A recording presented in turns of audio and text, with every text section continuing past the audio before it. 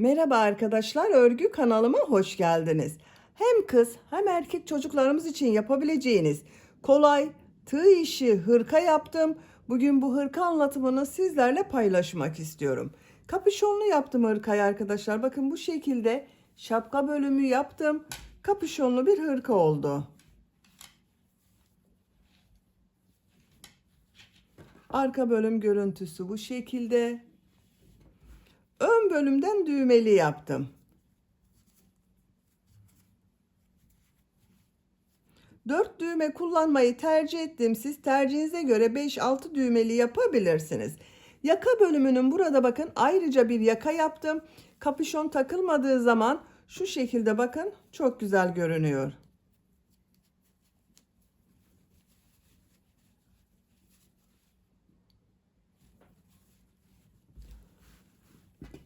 Hırka örgüsüne yakadan zincir yaparak başlıyoruz.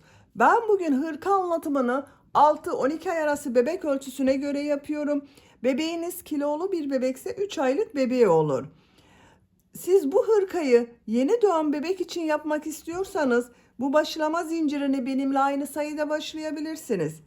Burada yaptığım arttırma sırasını 2 sıra eksik yaparsanız yeni doğan bebek için olur. Benimle aynı sayıda başlayıp bu arttırma sırasını benim yaptığımdan bir sıra eksik yaparsanız 3-6 ay arası çocuklarınız için olur. Yine benimle aynı sayıda başlayıp bu arttırma sırasını benim yaptığımdan bir sıra fazla yaparsanız 1-2 yaş arası çocuklarınız için olur. Daha büyük çocuk için yapmak istiyorsanız 8-10 zincir fazla başlayabilirsiniz. Ön bölümleri birer trabzan, kol ve arka bölümleri ikişer trabzan fazla yaparsanız 2-3 yaş arası çocuklarınız için olur. Her yaş çocuklar için uygun bir model arkadaşlar. 3-4-5 yaş her yaş çocuklarınızda yapabilirsiniz. Bu hırka örgüsünde iplik olarak ben bugün bu ipliği kullandım. Benekli bir iplik. 100 gram iplikte 300 metre var. İplik markasını söyleyemiyorum arkadaşlar. Buradan telif hakkı olduğu için iplik markası söylememiz yasak. Siz tercihinize göre her marka bebek iplik ve renklerini kullanabilirsiniz. Ben bugün benekli iplik ile yaptım. Siz tercihinize göre bunu daha düz renkli iplikler de kullanarak yapabilirsiniz. Düz renkli ipliklerle de çok güzel oluyor. 2 yumak iplik kullandım. Bakın ikinci yumaktan bu kaldı arkadaşlar. İkinci yumak bitmedi. Tığ olarak 5 numara 3 milimetre tığ kullandım. Elim çok sıkı değil. Bakın yaptığım örgüler yumuşak oluyor. Sizin eliniz sıkıysa 3,5-4 milimetre tığ kullanırsanız çok daha güzel olur. Örgü zaten çok esnek arkadaşlar. Bakın yarım trabzanları yapma tekniğimiz bu şekilde esnek olmasını sağladı. Çok esnek bir hırka oldu. Düğmeleri söyledim zaten. Ölçülerini videonun sonunda ölçüyorum. Oraya bakabilirsiniz. İplik tığı hazırlayalım. Hep birlikte bu kolay ve güzel kapüşonlu hırka örgüsüne başlayalım. Örgü kanalıma abone değilseniz abone olmayı unutmayın lütfen. Hepinize kolay gelsin. İyi çalışmalar.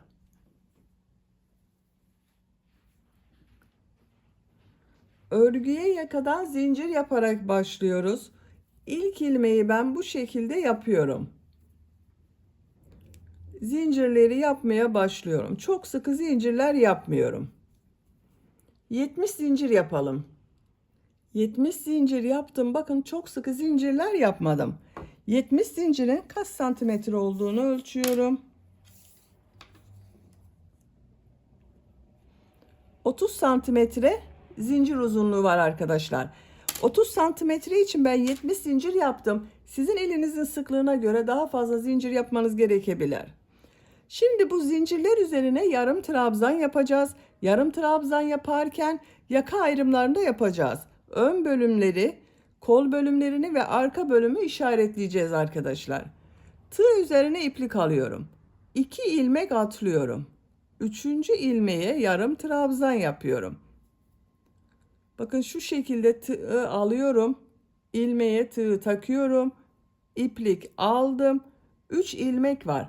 Üçünün içinden bir defa da çekiyorum. Yarım trabzan oluyor. Ön bölüm için 10 yarım trabzan yapıyorum. Sıra başında yaptığım bu 2 ilmek atlama da bakın bir yarım trabzan oluyor. 1, 2, 3, 4, 5, 6, 7, 8, 9, 10. 10 yarım trabzan yaptım. Arttırma yeri için 2 zincir yapıyorum. Kol bölümüne 14 yarım trabzan yapıyorum.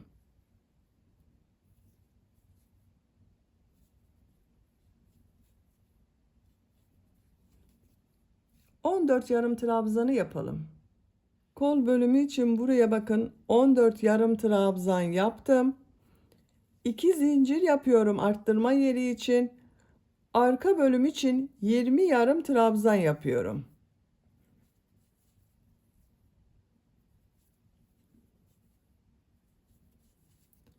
Bu ön bölümü siz kaç trabzan yaptıysanız arkadaşlar, bu arka bölüm ön bölümün 2 katı olacak. 2 ön bölümün toplamını arka bölüm için yarım trabzan yapıyoruz. 20 trabzan yapalım. Arka bölüm için 20 yarım trabzan yaptım. 2 zincir yapıyorum. Kol bölümü için 14 yarım trabzan yapıyorum.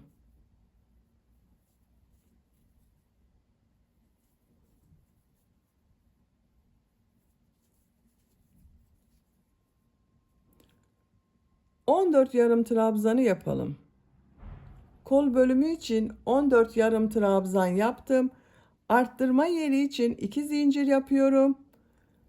10 yarım trabzan yapıyorum.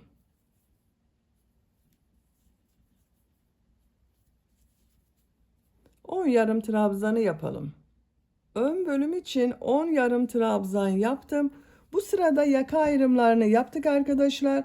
Ön bölümler için 10 yarım trabzan, kol bölümleri için 14 yarım trabzan, arka bölüm için de bakın 20 yarım trabzan yaptım.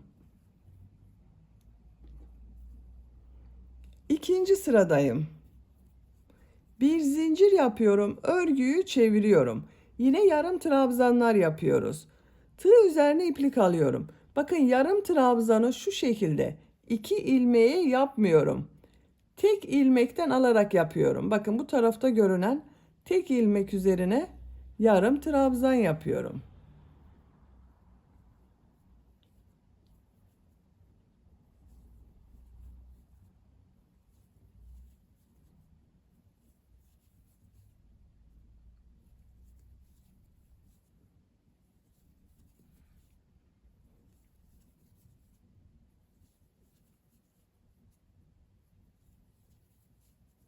Bakın 2, 4, 6, 8, 10 yarım trabzan yaptım. Arttırma yerine bir yarım trabzan, 2 zincir, bir yarım trabzan yapıyorum.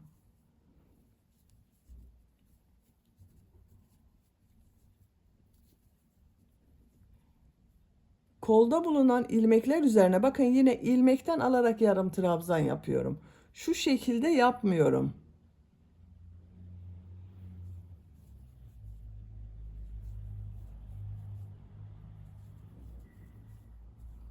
Arttırma yerine kadar devam edelim. Arttırma yerine kadar kol bölümünde yarım trabzan yaptım. Buraya bir yarım trabzan, 2 zincir, bir yarım trabzan yapıyorum. Bakın kol bölümünde bu sırada arkadaşlar 2, 4, 6, 8, 10, 12, 14, 16 yarım trabzan oldu. 2 yarım trabzan artma oldu bakın bu sırada. İlmeklere yarım trabzan yaparak devam ediyorum.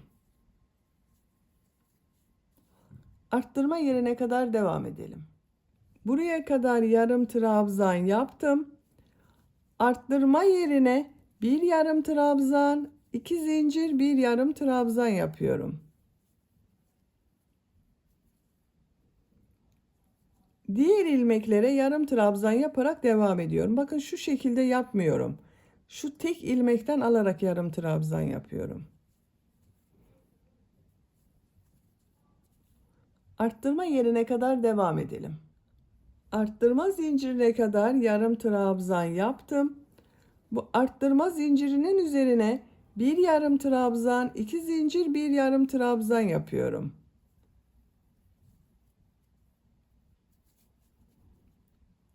Diğer ilmeklere yarım trabzan yaparak devam ediyorum. Bakın ilmekten alarak yarım trabzan yapıyorum.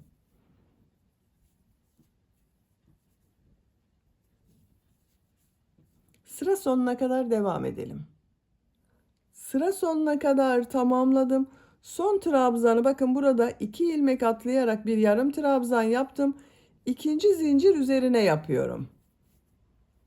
Bu sırada da bakın 2, 4, 6, 8, 10, 11 yarım trabzan oldu bu bölümde arkadaşlar.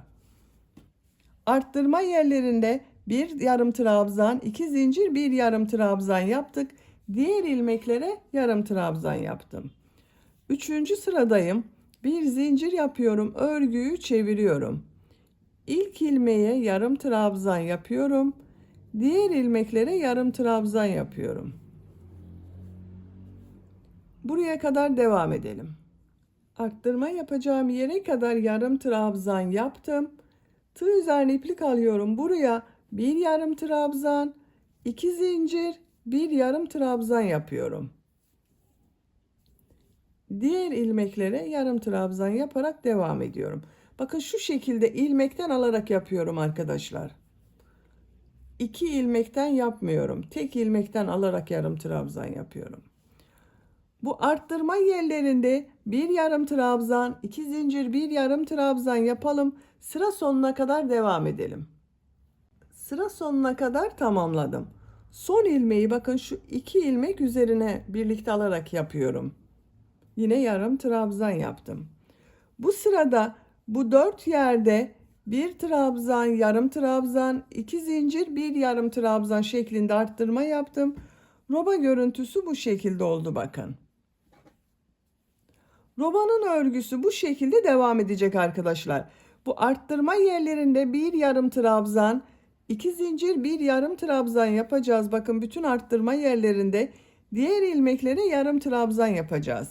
Yapacak olduğunuz çocuğun büyüklüğüne göre bu 4 yerden arttırmalar yaparak roba örgüsüne devam edelim. Yaka arttırma sırasını yapacağım ölçüye göre ben tamamladım. 1, 2, 3, 4, 5, 6, 7, 8, 9, 10, 11, 12, 13, 14 sıra yaptım. 15. sıradayım. 15. sıradan itibaren artık kol bölümünü gövde bölümünden ayırıyorum. Santimetre olarak ölçüyorum. 10 santimetre bakın yaka yüksekliği var arkadaşlar.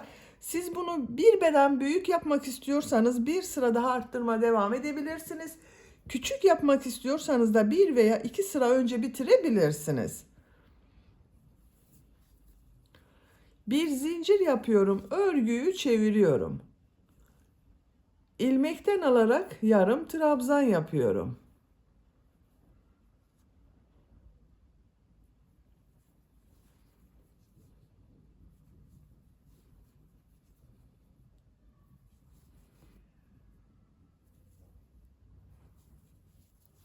Arttırma yaptığımız bu zincire kadar devam edelim. Arttırma yaptığım zincire kadar yarım trabzan tamamladım. Bu zincir üzerine bu sırada bakın 2 yarım trabzan yapıyorum. Kol altı için bir zincir yapıyorum. Tığ üzerine iplik alıyorum. Kolda bulunan bütün ilmekleri atlıyorum. Bu arttırma zinciri üzerine 2 yarım trabzan yapıyorum. Diğer trabzanları bakın ilmeklerden alarak devam ediyorum.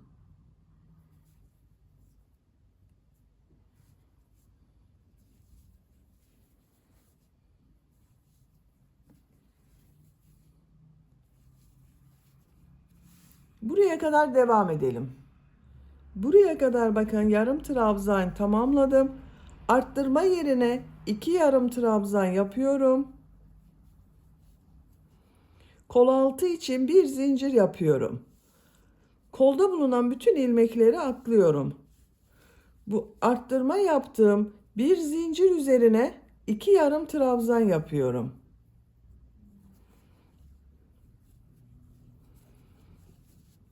Diğer trabzanları bakın ilmekten alarak yarım trabzan yapıyorum.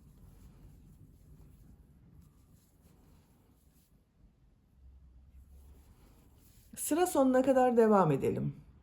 Sıra sonuna kadar tamamladım. Bu sırada bakın yine yarım trabzanlar yapmaya devam ettim. Kol bölümlerini gövde bölümünden ayırdım. Kol altında birer tane zincir yaptım. Artık örgüye gövde örgüsüyle devam ediyorum. Bir zincir yapıyorum, örgüyü çeviriyorum. İlmeklerden alarak yarım trabzan yapıyorum.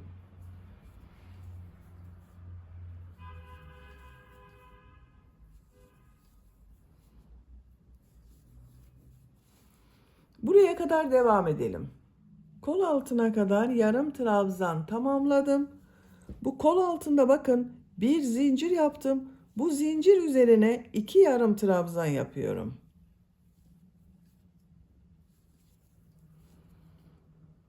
Diğer ilmekleri yarım trabzan yaparak devam ediyorum.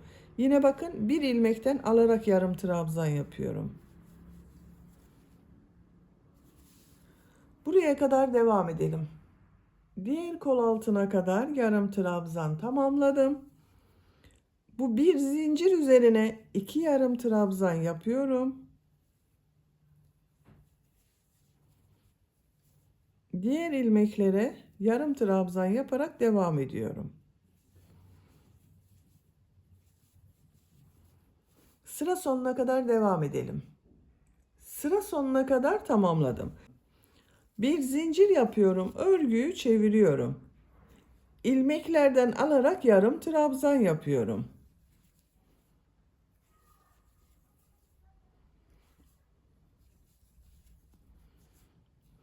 Sıra sonuna kadar devam edelim.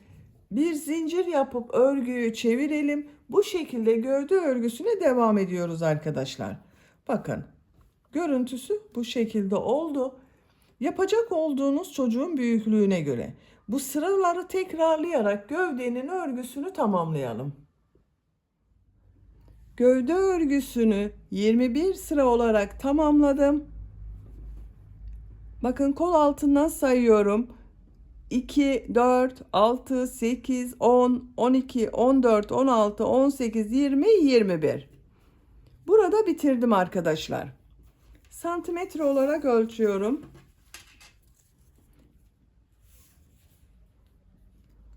18 santimetre yükseklik var. Siz biraz uzun olsun istiyorsanız 1-2 sıra devam edebilirsiniz. Ben burada bitirdim. Şimdi son sıra olarak bu trabzanları yapacağız arkadaşlar. Bir düz bir ters trabzan yapacağız. 2 zincir yapıyorum. İlk trabzanı bakın şu şekilde yarım trabzanı boşluktan alıyorum. İkili trabzan yapıyorum bakın. Ters taraftan boşluktan alıyorum. Trabzan yapıyorum. Şu şekilde düz taraftan boşluktan alıp trabzan yapıyorum.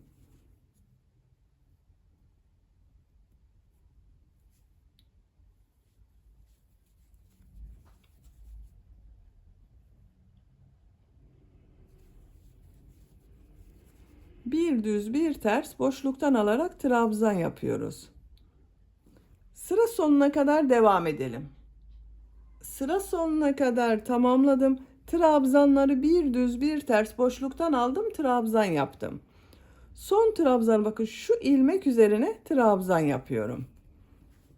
Bakın görüntüsü bu şekilde oldu. Burada ben bitiriyorum arkadaşlar. Siz tercihinize göre bir sıra daha bir düz bir ters boşluktan alıp trabzan yapabilirsiniz. Ben bunu yeterli görüyorum. Şimdi ön patları yapalım. Bakın ön patları yapacağız. Buraya düğme ilikler de yapacağız arkadaşlar. İki tarafa ön pat yapacağız. Ön pat yapmak için sık iğneler yapıyorum. İlk ilmeğe sık iğne yapıyorum. Diğer ilmeklere sık iğne yaparak devam ediyorum.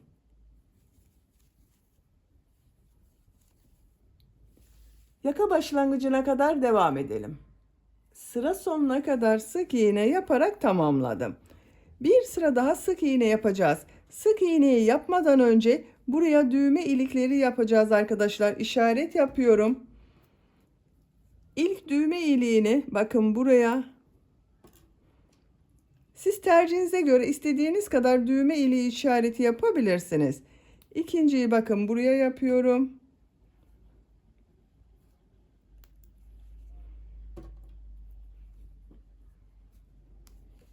Bakın 4 düğme kullanmak istiyorum ben bugün. 4 düğme işaretini yaptım. Siz bunu 3 düğmeli yapabilirsiniz, 5 düğmeli yapabilirsiniz. Bir zincir yapıyorum, örgüyü çeviriyorum. İlk ilmeğe sık iğne yapıyorum. Düğme iliği için 3 zincir yapıyorum. 2 ilmek atlıyorum, sık iğne yapıyorum. Diğer ilmeklere sık iğne yaparak devam ediyorum. Bakın sayalım. 2 3 4 5 6 7 8 8 sık iğne yaptım. Düğme iliği için 3 zincir yapıyorum. 2 ilmek atlıyorum. 8 sık iğne yapıyorum. Düğme ile işaret yaptığımız yere kadar devam edelim. İşaret yaptığım yere kadar 8 sık iğne yaptım. Düğme iliği için 3 zincir yapıyorum. 2 ilmek atlıyorum, sık iğne yapıyorum. Diğer düğme iliği yapacağımız yere kadar 8 sık iğne yapalım. 8 sık iğne yaptım. 3 zincir yapıyorum. 2 ilmek atlıyorum, sık iğne yapıyorum.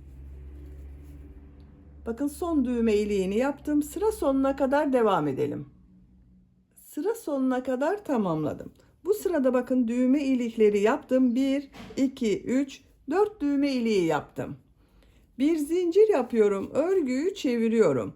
Son sıra olarak yarım trabzan yapıyorum. İlk ilmeğe yarım trabzan yapıyorum. Diğer ilmeklere yarım trabzan yaparak devam ediyorum.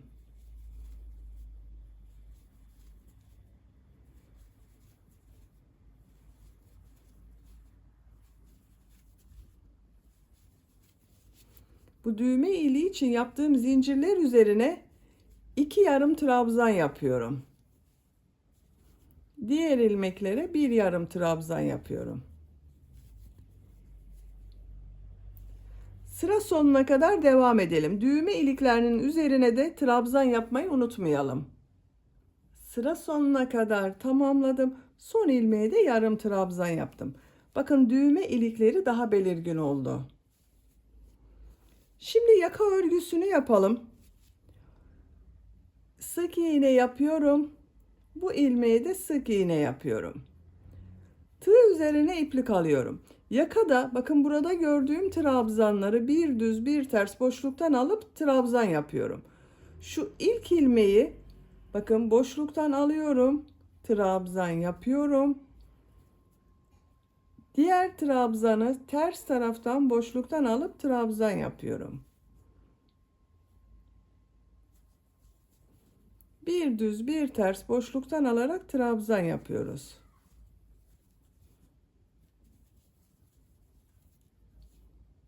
Sıra sonuna kadar devam edelim. Sıra sonuna kadar tamamladım. Son trabzanı bakın düz taraftan boşluktan aldım, trabzan yaptım. İpliği burada bekletiyorum arkadaşlar. Bu ön patta da burada yaptığım gibi 2 sıra sık iğne yapacağız. Son sırayı bu iplik ile devam edeceğiz. Bu yaka başlangıcından ilmek yapıyorum. Sık iğne yapıyorum.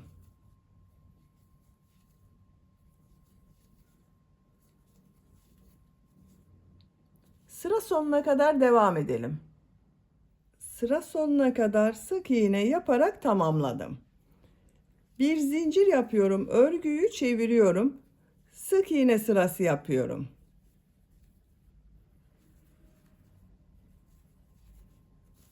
Yaka başlangıcına kadar devam edelim. Sık iğne yaparak sıra sonuna kadar tamamladım. İpliği kesiyorum.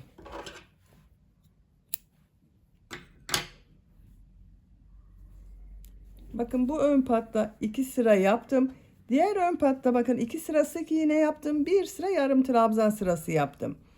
Burada bakın ipliği bekletiyordum. Bununla yarım trabzan sırasına devam ediyorum.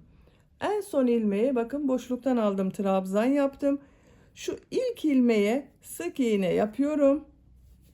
Burada yuvarlak bir görüntü elde etmek için tığ üzerine iplik alıyorum. İlmeklere yarım trabzan yapıyorum.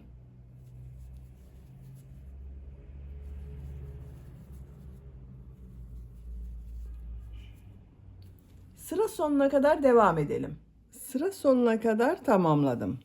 Bakın bir sıra yarım trabzan yaptım. İpliği kesiyorum.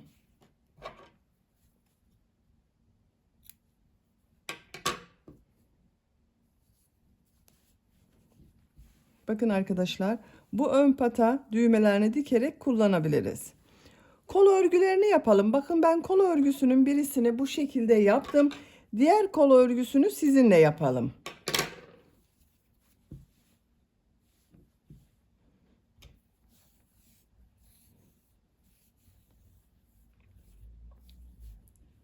Kol altından başlıyorum. Bakın bu ilmekten ipliği bağlıyorum.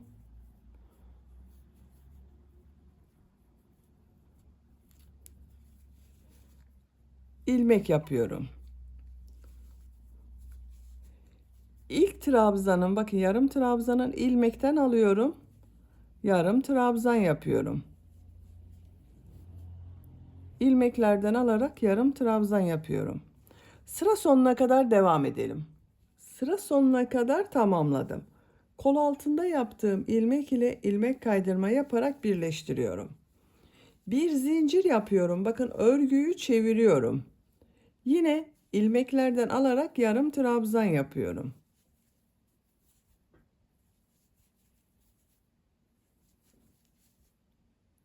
Sıra sonuna kadar devam edelim.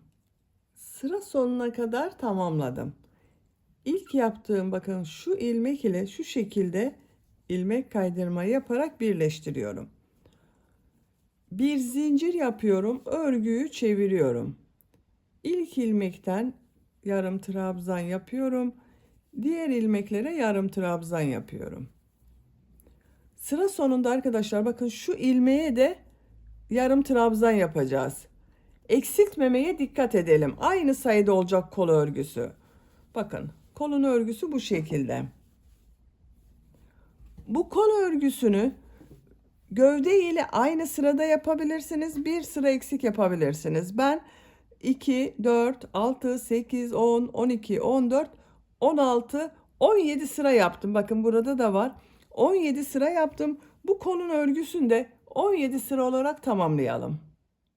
Kol örgüsünü 17 sıra yaptım. Bakın kol altından itibaren 2, 4, 6, 8, 10, 12, 14, 16, 17. Diğer kol örgüsünü de ben aynı şekilde yaptım. Sonra bileklik bölümünü yaptım. Siz tercihinize göre bunu 18, 19 sıra olarak yapabilirsiniz.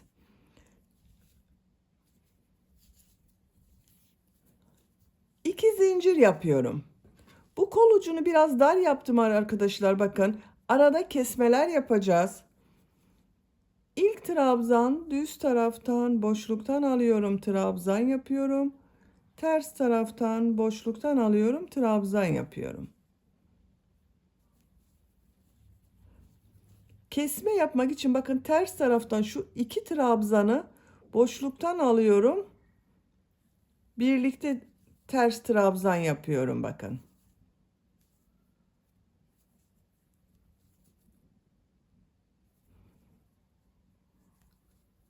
Düz taraftan boşluktan alıyorum, trabzan yapıyorum. Ters taraftan boşluktan alıyorum, trabzan yapıyorum. Bakın tekrar kesme yapıyoruz. Şu iki trabzanı birlikte ters taraftan boşluktan alıyorum. İkili trabzan yapıyorum. 3 trabzanı bir düz bir ters boşluktan alıp trabzan yapıyoruz. Sonra 2 trabzanı örgünün ters tarafından boşluktan alarak kesme yapıyoruz. Sıra sonuna kadar devam edelim. Sıra sonuna kadar tamamladım. Son trabzan düz taraftan boşluktan aldım, trabzan yaptım. İlk ilmek ile ilmek kaydırma yaparak birleştiriyorum. Sıra başında yaptığım 2 zincir ters tarafta görünen trabzan oldu. 2 zincir yapıyorum. Bu sırada bu trabzanları nasıl görüyorsam o yönde boşluktan alıp trabzan yapıyorum. Düz görüyorum, düz taraftan boşluktan alıp trabzan yapıyorum.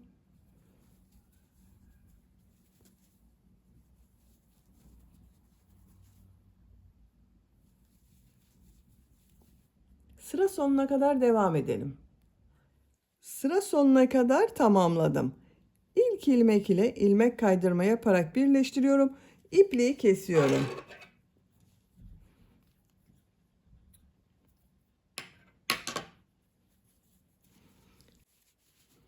Bakın çok güzel oldu arkadaşlar. Hırkayı bitirdik arkadaşlar. Şimdi buraya kapüşon bölümünü yapacağız. Bu yakadan başlıyorum kapüşon bölümüne. Siz tercihinize göre hırkayı bu şekilde kullanabilirsiniz. Şu ilmekten bakın. İpliği bağlıyorum.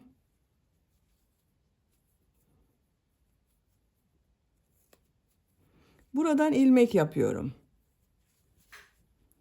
2 zincir yapıyorum. Şurada görünen bakın trabzanlar var arkadaşlar. Bu ilmekler üzerine trabzan yapıyorum. Yarım trabzan yapıyoruz yine.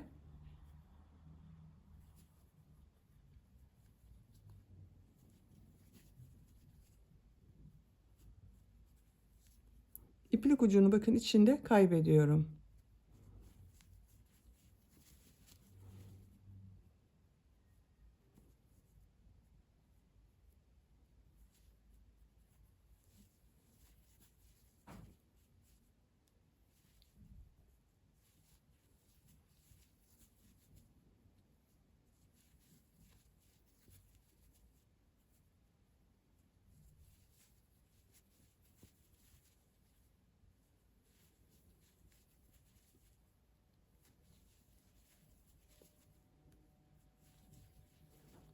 Bakın yaka başlangıcında arttırma yaptığım bu ilmeğe geldim.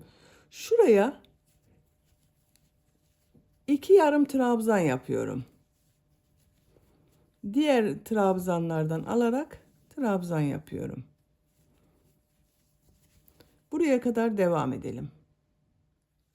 Bakın bu arttırma yerine kadar yine yarım trabzan yaptım. Buraya bakın şu ilmeğe 2 yarım trabzan yapıyorum. Yine ilmeklerden alarak yarım trabzan yapıyorum. Bakın şu ilmeği arkadaşlar yakın gösteriyorum.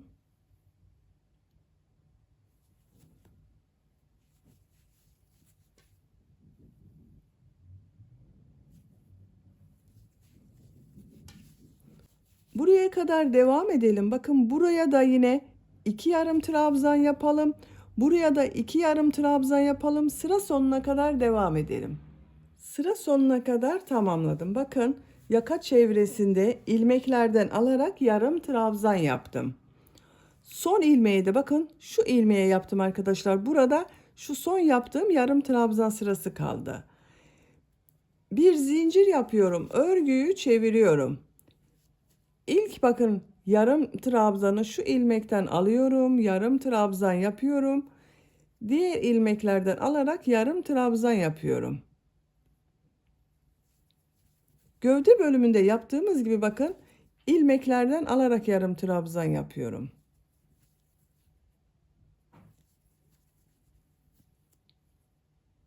Sıra sonuna kadar devam edelim. Sıra sonuna kadar tamamladım. Son trabzan arkadaşlar bakın şu ilmekten alarak yapmıyorum.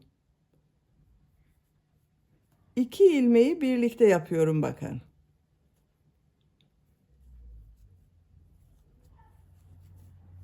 Bir zincir yapıyorum, örgüyü çeviriyorum. Yine her ilmek üzerine yarım trabzan yapıyorum.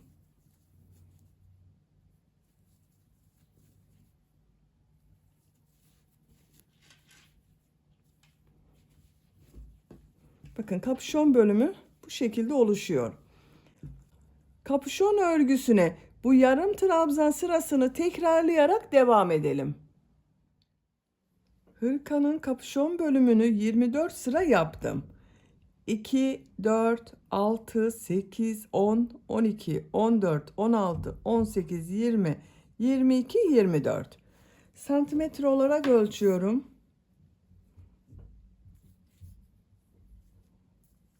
22 santimetre yükseklik var. Esnek arkadaşlar, bakın. Şu şekilde esnek.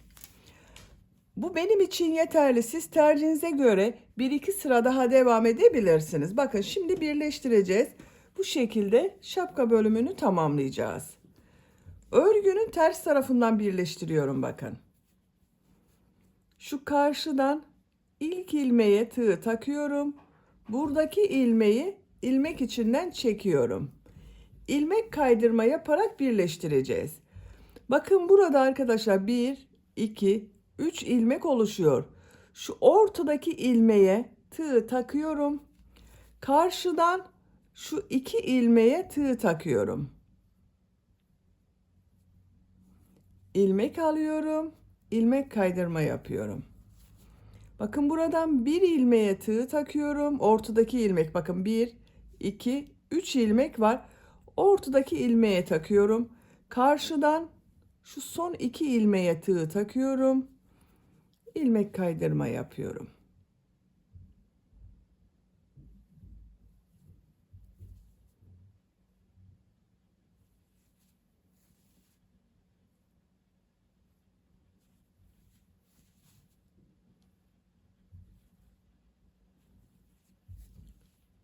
Bu şekilde birleştirdiğimiz zaman bakın düz tarafın görüntüsü bu şekilde.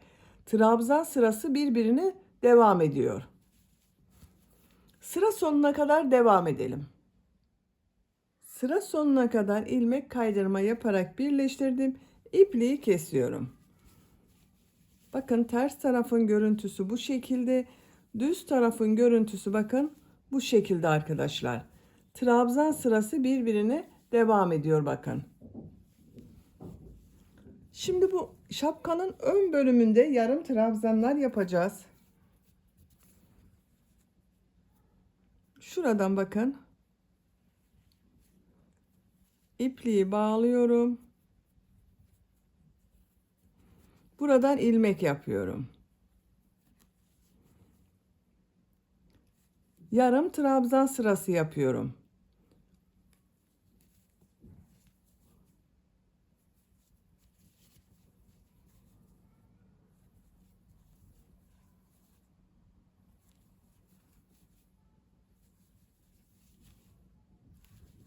Sıra sonuna kadar devam edelim.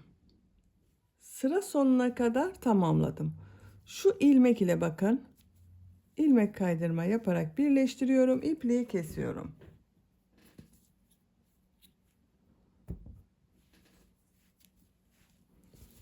Bakın arkadaşlar. Şapka çevresinde yarım trabzan yaptım. Hırka örgüsünde bitirmiş oldum.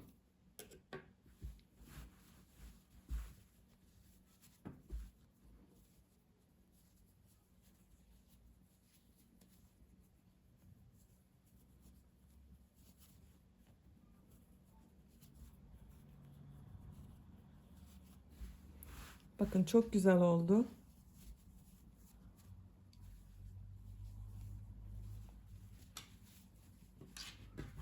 Arka bölüm görüntüsü bu şekilde.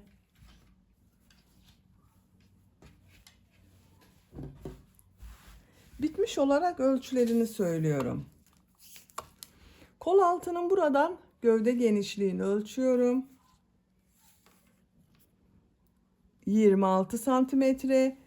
Yüksekliğini ölçüyorum. Kol altından yükseklik 19 santimetre. Kol yüksekliğini ölçüyorum. 16 santimetre kol yüksekliği var. Ben bugün 6 aylık bebek için yaptım. Bakın bu şekilde oldu. Bebeğiniz kilolu bir bebekse 3 aylık bebeği olur arkadaşlar. Standart ölçülerde bir bebekse 6-12 aylık bebek için oldu. Beni dinlediğiniz ve izlediğiniz için hepinize çok teşekkür ederim. Örgü kanalıma abone değilseniz abone olmayı unutmayın lütfen. Sizlerle yeni örgülerde görüşmek dileğiyle. Hoşça kalın, sevgiyle kalın.